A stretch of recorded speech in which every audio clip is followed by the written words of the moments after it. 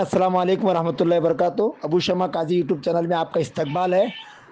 Vote की शरई हैसियत, जुमा का खुतबा, तालीफ हज़रत मौलाना सैयद शब्बीर अहमद हुसैनी नदवी, नासिर फाउंडेशन बेंगलुरु।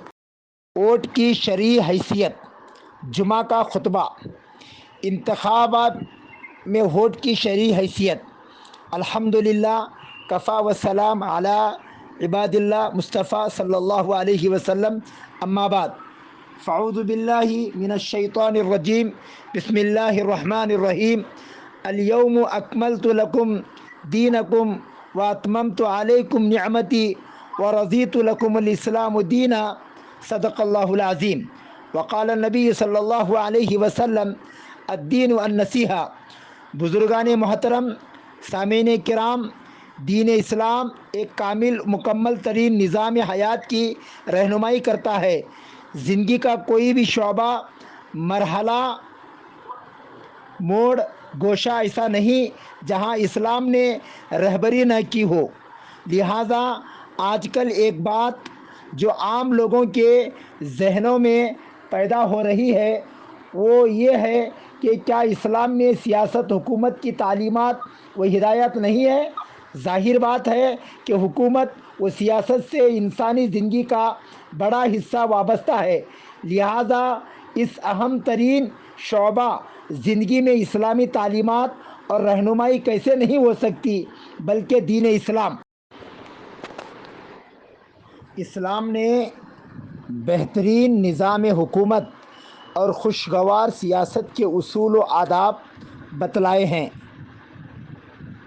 बदकिस्मती ये है कि हम मुसलमान अल्लाह पर और इसके हबीब सल्लल्लाहु अलैहि वसल्लम पर ईमान लाने वाले दुनिया के मुख्तलिफ़ कौमों और जमातों को सही निज़ाम ज़िंदगी बताने और सिखलाने के ज़िम्मेदार होकर ख़ुद हमने इस निज़ाम हयात से मुँह मोड़ लिया, बल्कि पूरी इंसानियत को इससे महरूम रखकर और अपनी ज़िम्मेदारी न निभाकर गोया कि अल्लाह के दरबार में ख़ुद को काबिल गिरफ़्त बना डाला। जैसे हदीस शरीफ में है, क़ाल रसूलुल्लाह सल्लल्लाहु अलैहि वसल्लम अला कुल्लुकुम राइन व कुल्लुकुम मसऊलुन अन रायतिही। हर एक ज़िम्मेदार है और हर एक से अपनी ज़िम्मेदारी के बारे में सवाल होगा। इधर तारीख़ इस्लाम को देखने से मालूम होता है कि ख़ुद नबी करीम सल्लल्लाहु अलैहि वसल्लम जब मदीना मुनव्वरा तशरीफ़ लाए, जहाँ एक तरह से आप सल्लल्लाहु अलैहि वसल्लम को और हज़रात सहाबाए कराम रज़ियल्लाहु अन्हुम अजमईन को मक्की ज़िंदगी के मुकाबले में कुछ आराम सा नज़र आया, तो हुज़ूर सल्लल्लाहु अलैहि वसल्लम मदीना मुनव्वरा में एक इस्लामी हुकूमत की बुनियाद डाली। आप सल्लल्लाहु अलैहि वसल्लम ने बैनल मज़ाहिब और बाहमी ज़िंदगी गुजारने के उसूल व आदाब, क़वानीन व ज़वाबित मुरतब फरमाया। गोया कि आपने इस्लामी हुकूमत का आइन मुरतब फरमाया, जो कि दुनिया का पहला तहरीरी व मुरतब हुकूमती निज़ाम माना जाता है, जिसकी बुनियाद पर ही आज के बड़े बड़े ममालिक के आइन कायम हैं, जिसका एतराफ़ अपनों से ज़्यादा गैरों को है। मज़कूरा तमहीद से मालूम होता है कि हुकूमत व सियासत मुसलमानों के दीन का एक हिस्सा है और इसको हुदूद शरई में रखकर हमें अपनाना और फैलाना चाहिए ताकि इंसानों के हुकूक पामाल न हो सके। वोट की शरई हैसियत, हमारे ज़माने में इंतखाबात बड़े ज़ोर व शोर से होते हैं, लेकिन उमूमन देखा गया मुसलमान इस मैदान में अपने आप को अलहदा किए हुए हैं या इसकी ज़रूरत व अहमियत से बेखबर हैं। हालांकि इस मैदान में मुसलमानों को दीनी शरई हैसियत से बड़ी ज़िम्मेदारी अदा करनी चाहिए। गैर इस्लामी सियासत को इस्लामी सियासत में बदलना होगा, बल्कि निज़ाम सियासत को भी मुसलमान बनाना होगा।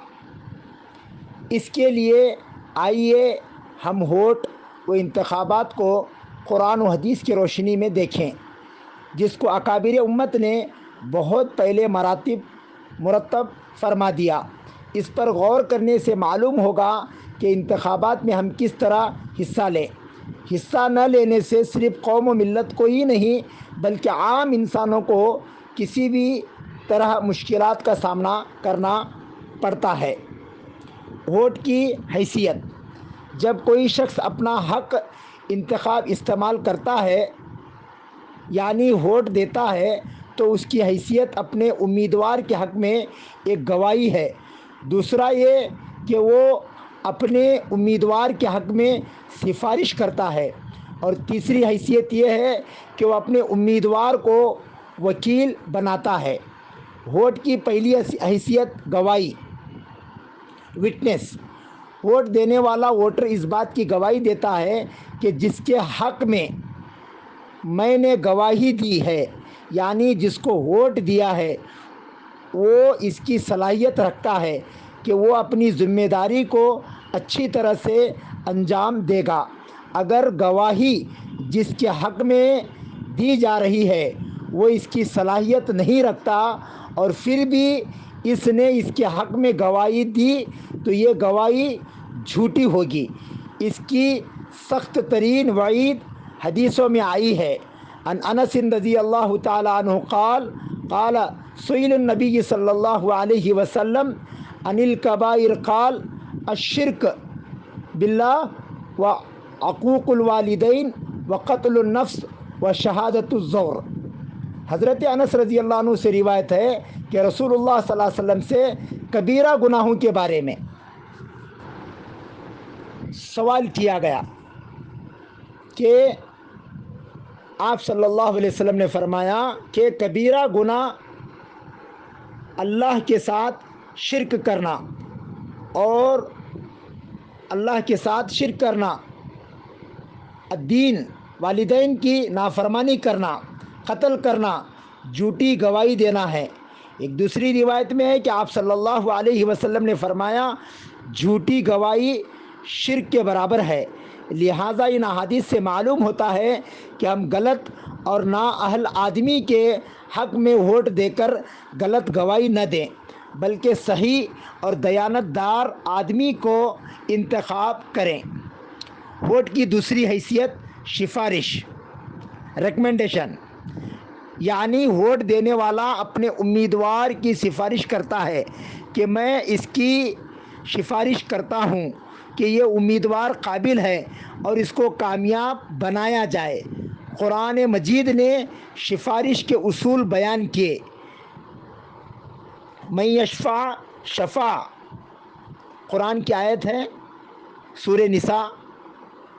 ترجمہ: جو شخص سفارش کرے کسی اچھی بات میں اس کو بھی حصہ ملے گا، اور جو بری بات میں سفارش کرتا ہے اس پر بھی بوجھ ہوگا اس میں سے، اور اللہ تعالیٰ ہر چیز پر قدرت رکھنے والا ہے۔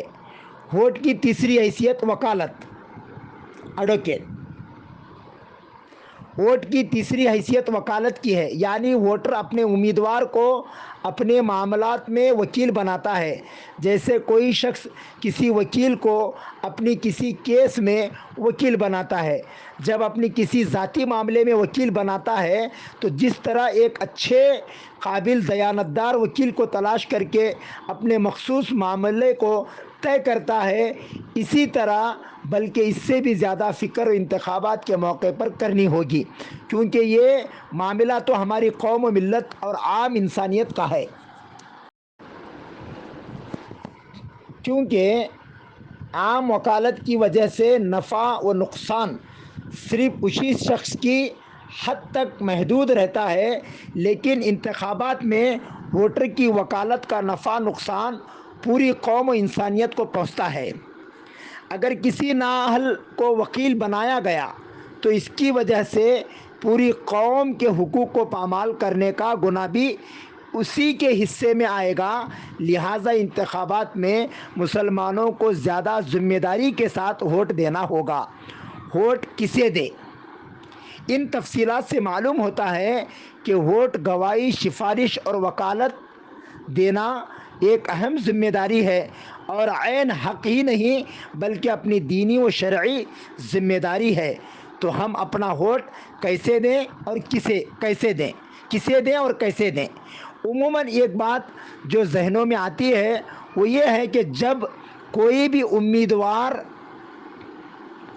شرائط کی اہلیت نہیں رکھتا تو ووٹ کیوں دیا جائے، اپنا وقت کیوں ضائع کیا جائے وغیرہ۔ الحمدللہ شریعت مطہرہ نے ایسے مواقع پر بھی ہماری بہترین رہنمائی اور رہبری فرمائی۔ چنانچہ حدیث شریف میں آتا ہے کہ جب دو چیزیں سامنے ہوں اور دونوں نقصان دہ ہوں، ان کے علاوہ تیسری راہ نہ ہو تو دونوں میں کم نقصان والی چیز کو مجبوری کے درجے میں اختیار کیا جائے۔ لہٰذا اب دیکھا جائے گا کہ ان امیدواروں میں کون انسانیت کے حق میں زیادہ اچھا اور زیادہ اہلیت و ہمدردی رکھتا ہے، جس سے عام انسانوں کو نفع نہ صحیح نقصان کم سے کم پہنچتا ہو، اس کے حق میں ووٹ دیا جائے گا۔ ووٹ کا استعمال نہ کرنا کیسا ہے؟ بعض حضرات یہ سمجھتے ہیں کہ اجی میرے ایک ووٹ سے کیا ہوگا، اور اگر میں نے نہ دیا تو کیا بگڑ جائے گا۔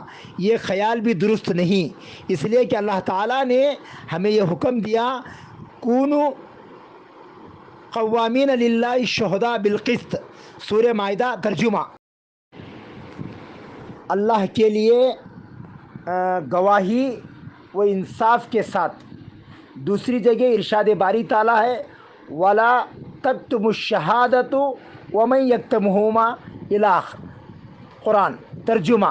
شہادت گواہی کو نہ چھپاؤ، اور جو شخص اس کو چھپاتا ہے اس کا دل گنہگار ہے۔ اس تفصیل سے معلوم ہوتا ہے کہ ووٹ ڈالنا ایک دینی فریضہ ہے، اور اس سے لاپرواہی کرنے کا نتیجہ یہ ہوگا کہ اچھے لوگوں کے مقابلے میں غلط اور شر پسند جو قوم اور ملت کے حق میں ظلم و تشدد اپنا مقصد بنا لیتے ہیں، ایسے مجرمانہ سازش کے مرتکب لوگ چن کر میدان سیاست میں آ کر نظام حکومت کو بگاڑ کر رکھ دیں گے۔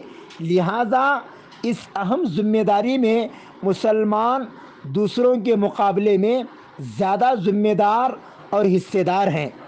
ووٹ بیچنا کیسا ہے؟ شریعت میں گواہی بیچنا حرام ہے۔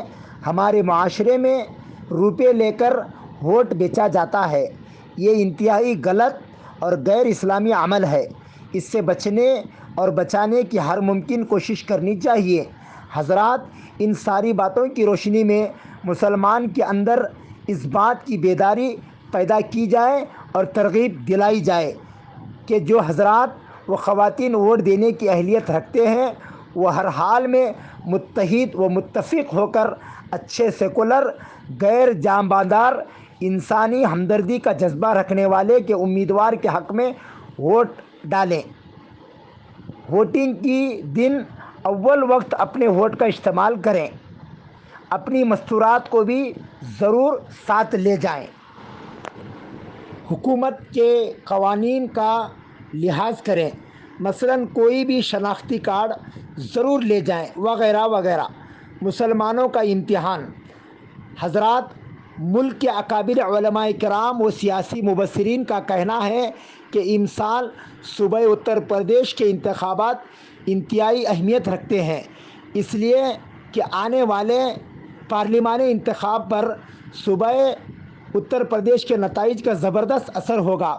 اگر اتر پردیش میں فسطائی سیاسی جماعت کو اقتدار پر آنے سے مسلمان اور سیکولر ووٹروں نے روک لگا دی تو یقیناً 2024 کے جنرل الیکشن میں انشاءاللہ ایسی ذہنیت رکھنے والی پارٹی کو ملک پر اقتدار سے دور رکھا جا سکتا ہے۔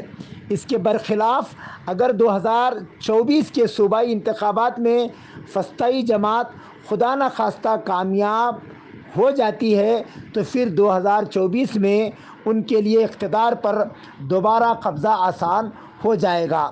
ایسی صورت میں جن اندیشیوں اور جن خدشات کا اظہار کیا جا رہا ہے اس سے ہم اور آپ بخوب واقف ہی ہیں۔ مسلم نمائندگی۔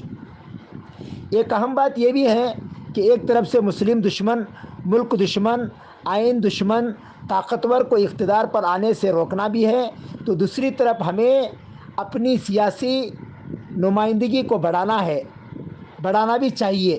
صوبہ اتر پردیش کی موجودہ صورتحال میں انتخابات حقیقت میں مسلمانوں کے لیے امتحان ہیں، یعنی پورے ملک کے لوگ نگاہ لگائے ہوئے کہ آنے والے صوبہ اتر پردیش کے انتخابات میں مسلمان اتر پردیش کس ہوش مندی اور دانش مندی اور سیاسی اور بصیرت کے ساتھ اپنے ووٹ کا استعمال کرتے ہیں، کس طرح اپنے ووٹ کو متحد پائیں گے، 100% ووٹنگ کس طرح کرا سکیں گے، نئی چھوٹی چھوٹی پارٹیاں جو عموماً مسلمانوں کو تقسیم کر دیتی ہیں، ان سے کس طرح نمٹ پائیں گے۔ آخر میں تمام ناظرین سے گزارش ہے، ہمارے اس ابو شمع قاضی یوٹیوب چینل کو آپ ضرور لائک کریں، شیئر کریں، واچ کریں، اور اس پیغام کو پورے صوبے کرناٹک کے اندر عام فرمائیں۔ اور کل ہمارے پاس ایک جمعہ ہے اور آئندہ ایک جمعہ آنے والا ہے، ان 2 جمعہ کے اندر میں تمام جتنے جمعہ کے جو خطیب، امام، علماء، ذمہ داران، تنظیم کے اراکین اور انجمن کے جو ذمہ دار احباب ہیں، ان تمام سے میری گزارش ہے، ضرور اس پیغام کو آپ عام کریں اور ضرور اس پیغام کو دوسروں تک پہنچانے کی فکر کریں۔ السلام علیکم ورحمۃ اللہ وبرکاتہ۔